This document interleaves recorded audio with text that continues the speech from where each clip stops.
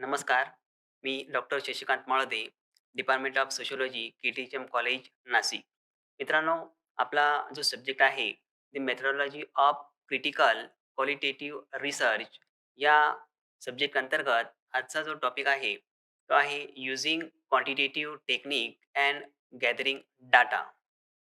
हा आपण आज बघणार आहोत या आजच्या लेक्चर्समध्ये. आजच्या या आपल्या अध्ययनाचं जे काही उद्दिष्ट आहे, की गुणात्मक संशोधन पद्धती समजावून घेणे.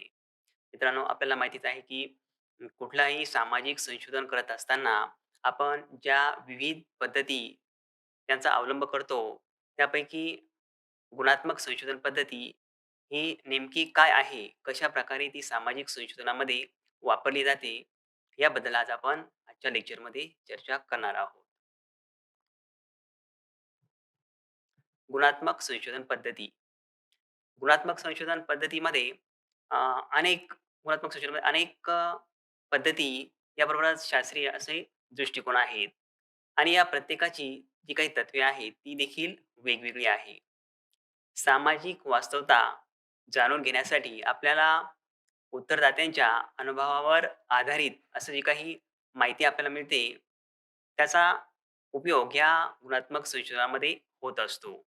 आणि प्रामुख्याने सामाजिक संबंधांचं जे काही आपण अध्ययन करत असतो, सामाजिक वास्तव जाणून घेण्यासाठी, तेव्हा जी माहिती आपल्याला मिळते ती संख्यात्मक न राहता असंख्यात्मक म्हणजेच गुणात्मक अशा स्वरूपाची मिळत असते. कारण त्या व्यक्तींच्या अथवा समूहाच्या सामाजिक अभिवृद्धी, वर्तन अथवा जीवनाकडे बघण्याचा दृष्टिकोन जो आहे, तो जाणून घेण्यासाठी आपल्याला काही संख्यात्मकता उपयोगात येत नाही. म्हणून गुणात्मक पद्धतीचा वापर हा सामाजिक संशोधनामध्ये करण्यात येत असतो. गुणात्मक संशोधनासंदर्भात बार्टन आणि पॉल लाझरस्पेड यांनी 3 बाबी नमूद केलेल्या आहेत. त्या बघा कुठल्या? पहिला आहे गुणात्मक संशोधन हे अन्वेषणाला मदत करीत असून संशोधनाची उद्दिष्टे, निर्देशकांची निश्चिती आणि वर्गीकरण करते. हा पहिला मुद्दा होता. दुसरा होता की गुणात्मक संशोधन हे सामाजिक संबंधातील निश्चित घटकाबाबत चल, तुलना, निष्कर्षातील संबंधांचा शोध घेते. तिसरा मुद्दा आहे की गुणात्मक संशोधन हे एकात्मिक रचनेची पूर्वमान्यता आणि गृहीत कृत्याला परीक्षण क्षेत्र बनवते. या संशोधन पद्धतीमध्ये सामाजिक विश्वासंदर्भातील माहिती, उत्तरदात्याचा अनुभव व त्याचा जो दृष्टिकोन आहे, जो वास्तवात असतो, ते त्याला प्राप्त करण्याचा प्रयत्न केला जात असतो. गुणात्मक संशोधन पद्धतीमध्ये संख्येने कमी असणाऱ्या उत्तरदात्यांचा अभ्यास केला जात असतो. आतापर्यंत आपण संशोधन म्हणजे काय? अथवा संशोधन करत असताना कशाप्रकारे ही संशोधनाची प्रक्रिया कार्यरत असते, ती जाणून घेतलीच आहे. परंतु अ, जी गुणात्मक पद्धत आपण अवलंबतो, आपला सामाजिक शास्त्रामध्ये अभ्यास करण्यासाठीचा, तर त्यामध्ये प्रामुख्याने सामाजिक विश्वासासंदर्भातली जी माहिती असते, ती तथ्य संकलन असतं. ते तथ्य संकलन करण्यासाठी उत्तरदाता हा महत्त्वाचा घटक असतो आणि उत्तरदात्याचा जो काही अनुभव असतो, एखाद्या घटनेकडे बघण्याचा अथवा एखाद्या गोष्टीकडे बघण्याचा, तर तो जो वास्तवात आहे, त्याला प्राप्त करण्याचा प्रयत्न ही गुणात्मक पद्धत करत असते. अशा प्रकारे गुणात्मक पद्धत ही वापरली जात असते. याशिवाय यामध्ये संख्यात्मक विश्लेषण केले जात नाही. म्हणजे बघा की एखाद्या समूहाचा आपल्याला अभ्यास करायचा आहे. तो समूह जर आदिवासी अथवा दुर्गम भागात राहत असेल, तर त्यांची संख्या किती वगैरे याचा अभ्यास आपण या गुणात्मक पद्धतीद्वारे करणार नाही. का? तर तो संख्यात्मक अभ्यास ठरतो. म्हणून गुणात्मक जर बघितलं तर त्यामध्ये विस्तृत व सविस्तर तथ्य व पूर्ण स्वरूपाची माहिती संकलित करण्याचा प्रयत्न हा केला जात असतो.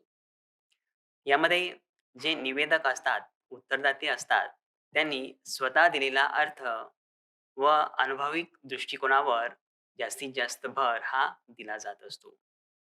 त्यासोबतच दैनंदिन मानवी सामाजिक क्रियेचा अर्थ देखील प्राप्त करण्याचा प्रयत्न या संशोधन पद्धतीमध्ये करण्यात येत असतो. म्हणजे बघा, की गुणात्मक संशोधन पद्धत आपल्याला एखाद्या घटनेचं जे काही वास्तव जाणून घ्यायचं आहे, ते जाणून घेण्यासाठी जास्तीत जास्त उत्तरदात्यावर अवलंबून राहण्यास भाग पाडते.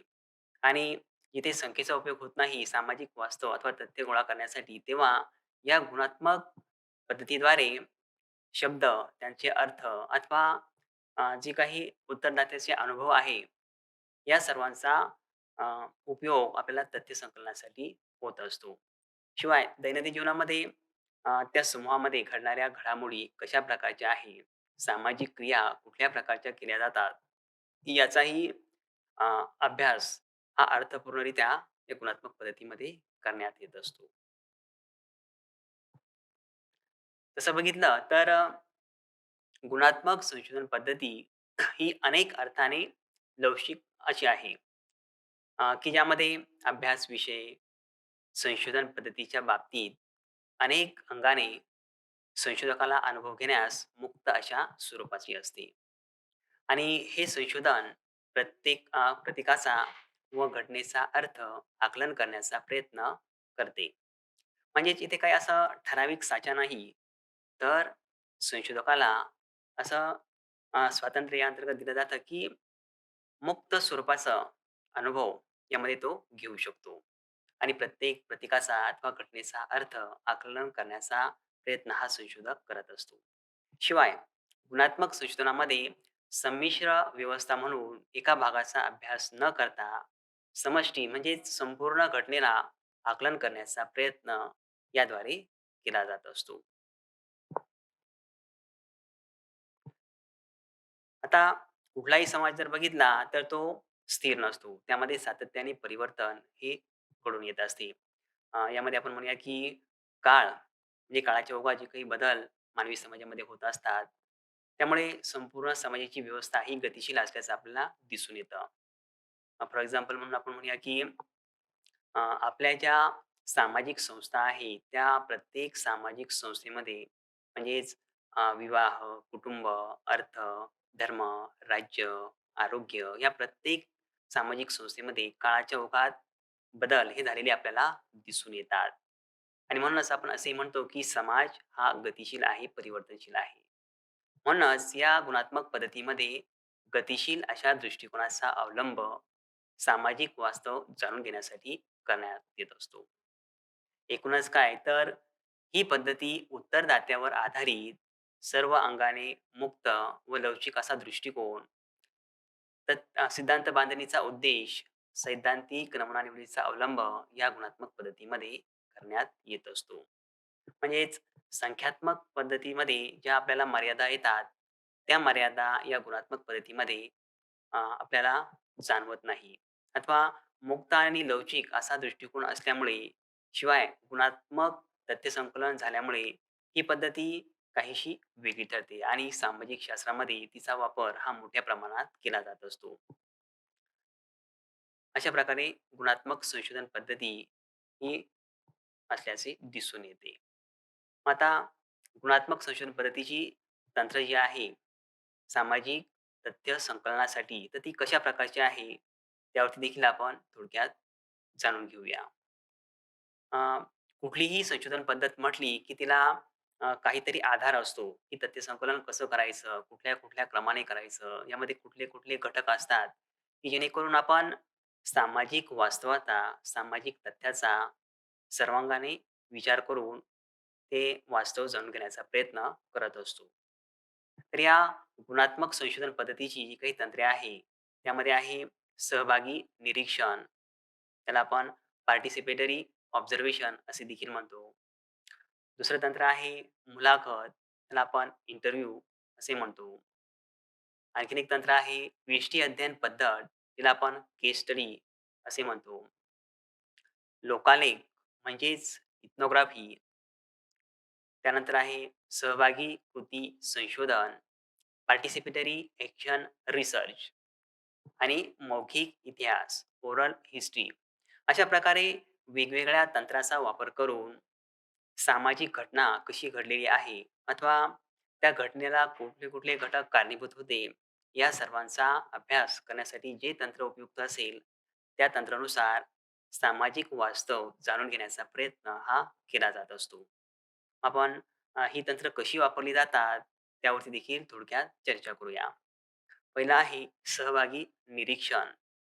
गुणात्मक संशोधन पद्धतीमध्ये सहभागी निरीक्षण या तंत्राचा बऱ्याचदा वापर केला जात असतो. आणि निरीक्षणाबाबत तर असं म्हटलं जातं, की सामाजिक संशोधनाची सुरुवात ही निरीक्षणापासूनच झालेली आहे आणि शेवट देखील निरीक्षणावरतीच होत असतो. म्हणजे काय तर कुठलीही घटना, कुठलेही सामाजिक वास्तव जर आपल्याला जाणून घ्यायचा असेल, तर त्यासाठी निरीक्षण या तंत्राचा वापर हा महत्त्वाचा ठरतो. घटना कशी घडली अथवा लोक त्याबद्दल काय मत व्यक्त करतात, काय सांगतात, हे जाणून घेण्यासाठी संशोधक त्या घटनेच्या संदर्भात जितके काही संबंधित उत्तरदाते असतील, त्या सर्वांचं निरीक्षण करतो अथवा त्या घटना कशी घडली याबाबतचं निरीक्षण करतो. परंतु हे करत असताना तो स्वतः त्या समूहामध्ये सहभागी होतो.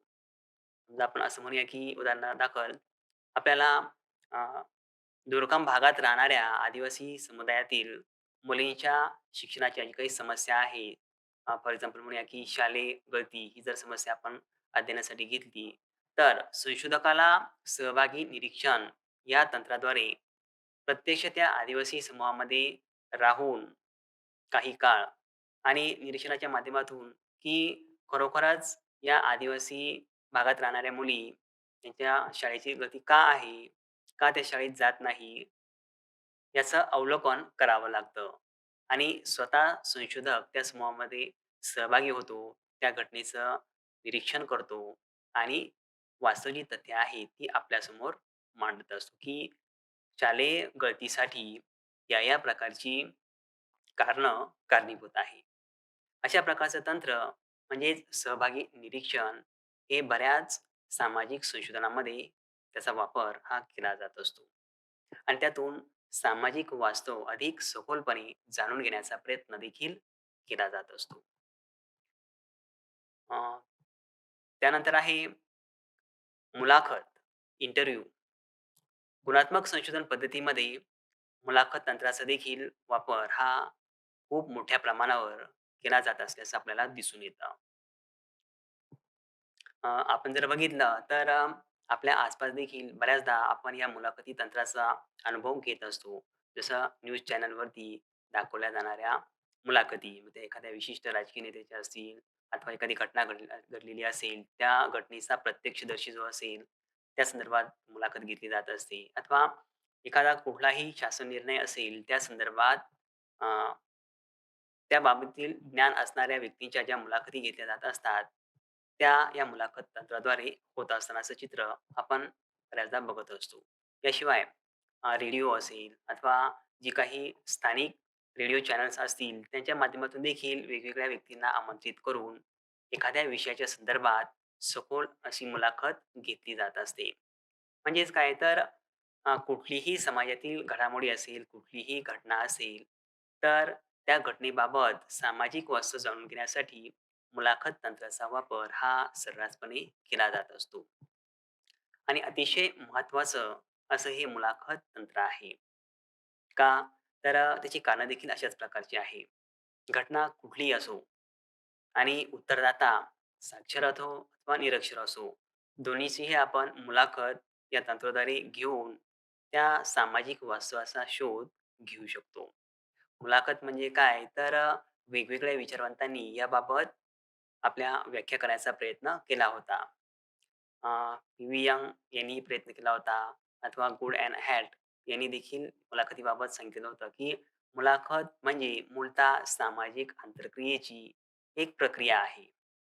प्रक्रिया या दृष्टीने, की मुलाखत घेणारा म्हणजे संशोधक आणि मुलाखत देणारा म्हणजे उत्तरदाता या दोघांमध्ये अर्थपूर्ण अशी सामाजिक प्रक्रिया घडून येत असते. अर्थपूर्ण संवाद होत असतो आणि या संवादाच्या माध्यमातून आपल्याला सामाजिक वास्तव हे अधिक सखोलपणे जाणून घेता येते.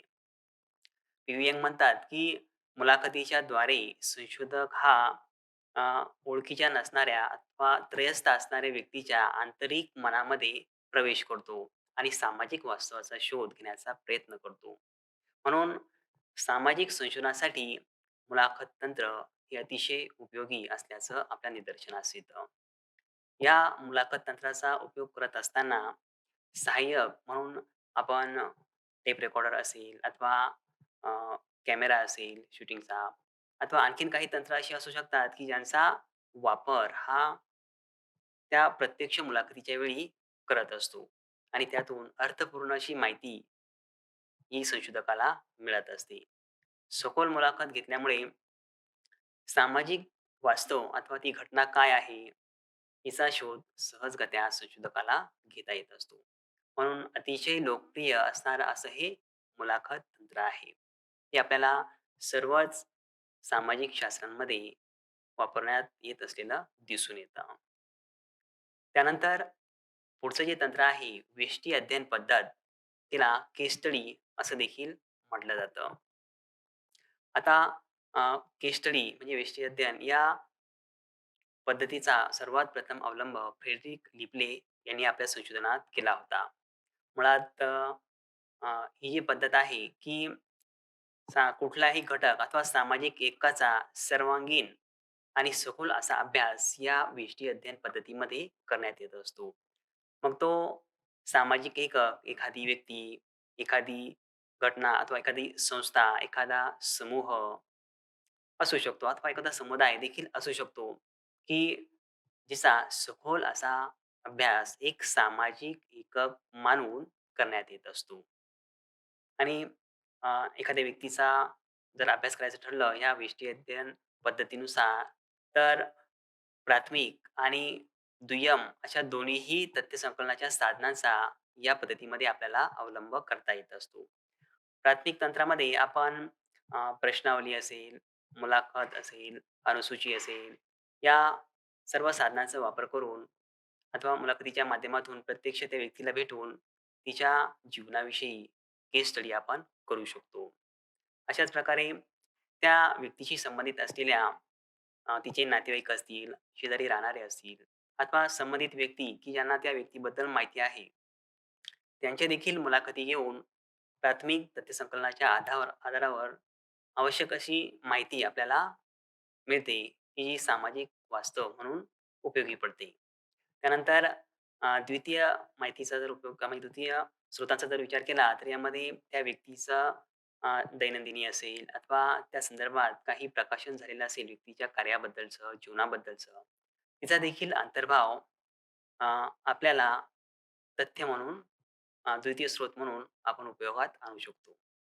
आणि अशाच प्रकारे व्यक्ती असेल अथवा संस्था अथवा एखादा सामाजिक समूह किंवा संपूर्ण समुदाय त्या सर्वांचा वेष्टी अध्ययन पद्धतीद्वारे गुणात्मक संशोधन पद्धतीच्या माध्यमातून अभ्यास हा करण्यात येत असतो आणि सामाजिक वास्तव काय आहे हे जाणून घेण्याचा अभ्यासक प्रयत्न करतो. त्यानंतर पुढचं जे तंत्र आहे लोकालेख, त्यालाच इथनोग्राफी असंही म्हटलं जातं. बरेच अभ्यासक या लोकालेखाला संस्कृती वर्णन असे देखील म्हणत असतात. मुळात मानवशास्त्रामध्ये प्रामुख्याने वापरली जाणारी ही तंत्र आहेत, की ज्यातून सामाजिक वास्तवाचा शोध हा घेतला जात असतो. अ, संस्कृती वर्णन म्हणजे की एखाद्या समूहाची संस्कृती कशा प्रकारची आहे त्याबद्दल सविस्तर लिहिणे. तिलाच नंतर लोकालेख, इथनोग्राफी असं देखील म्हटलं जातं. इथनो म्हणजे लोक आणि ग्राफी म्हणजे त्यांचं वर्णन. आता लोक समूह कशा प्रकारचा आहे, त्यांची संस्कृती कशा प्रकारची आहे, तिचा जे काही अध्ययन करायचं आहे आपल्याला, तर ज्या प्रकारच्या सामाजिक वातावरणामध्ये त्यांच्या आंतरक्रिया घडतात, त्या सर्वांचा सविस्तर असा अभ्यास या लोकालेखाद्वारे वर्णनात्मक पद्धतीने केला जात असतो. आणि गुणात्मक संशोधन पद्धतीमध्ये हे तंत्र बऱ्याचदा मानवशास्त्र आणि समाजशास्त्र या दोन्हीमध्ये देखील अवलंबलं जात असतं. प्रामुख्याने आदिवासी समाजाच्या संदर्भात या तंत्राचा खूप मोठ्या प्रमाणात आतापर्यंत वापर झालेला आहे आणि आज देखील होत असल्याचं आपल्याला दिसून येतं. त्यानंतर पुढचं जे तंत्र आहे सहभागी कृती संशोधन. त्यालाच पार्टिसिपेटरी ॲक्शन रिसर्च असं देखील म्हटलं जातं. समाजामध्ये एखाद्या समूहाचा अथवा एखाद्या समाजाच्या जे काही समस्या आहे, त्या समस्येच्या संदर्भात ती समस्या का निर्माण झाली अथवा ती आपण कशाप्रकारे दूर करू शकतो, अ, हे अधिक सखोलपणे जाणून घेण्यासाठी सहभागी कृती संशोधन पद्धती अवलंबली जात असते. यामध्ये संशोधन करणारा संशोधक स्वतः त्या कार्यामध्ये सहभागी होतो आणि कृतीच्या माध्यमातून त्या समस्यांचं निराकरण करण्याचा प्रयत्न त्या समूहाद्वारेच तो करत असतो. फॉर एक्झाम्पल आपण असं म्हणूया की अ, दुर्गम भागात राहणाऱ्या आदिवासी समुदायाला शासकीय योजनांचा लाभ हा पर्याप्त मात्रेमध्ये मिळत नाही अथवा योजना तर खूप उपलब्ध आहेत, परंतु त्यांच्यापर्यंत पोहोचत नाही. मग यासाठी काय कृती करायला हवी? तर संशोधक प्रथम त्या दुर्गम भागामध्ये जातो आणि आदिवासी बांधवांना भेटून तुम्ही वंचित कसे राहतात या योजनांपासून त्याबद्दलचं जाणीव जागृती करून देतो आणि मग त्यांना ज्या ज्या समस्या येतात त्या योजनांची पूर्तता करण्यासाठी याबाबत सखोल असं मार्गदर्शन करून त्या समस्या सोडवण्याचा प्रयत्न हा करत असतो. म्हणजेच काय तर सहभागी कृती संशोधनामध्ये काहीतरी कृती ही केली जात असते. त्या समस्येच्या निराकरणासाठी. मग ती समस्या कुठलीही असो.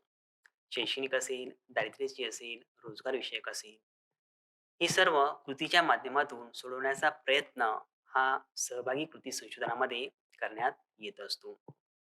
आणि ही पद्धती देखील गुणात्मक स्वरूपाची अशीच आहे, की यामध्ये समाजाची मनोवृत्ती, भावभावना, इच्छा, आकांक्षा अथवा त्या समाजामध्ये राहणारे लोक त्यांचा अनुभव हा देखील महत्त्वाचा असा दस्तऐवज ठरत असतो.